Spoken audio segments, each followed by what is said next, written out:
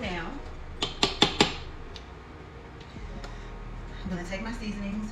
I'm going to season the spinach.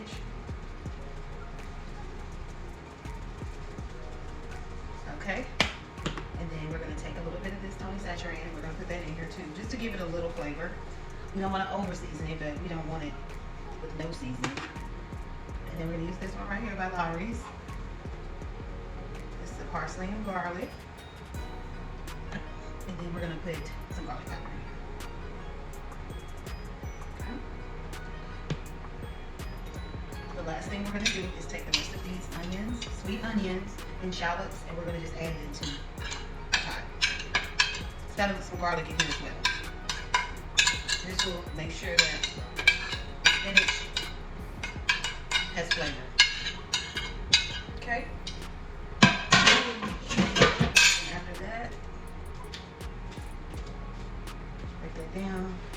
It's going to start creating its own juices. If you need to add a little bit of more seasoning, go ahead and hurt. We're going to put the top on. And we're going to let this cook for about, I would say about 10 to 15 minutes.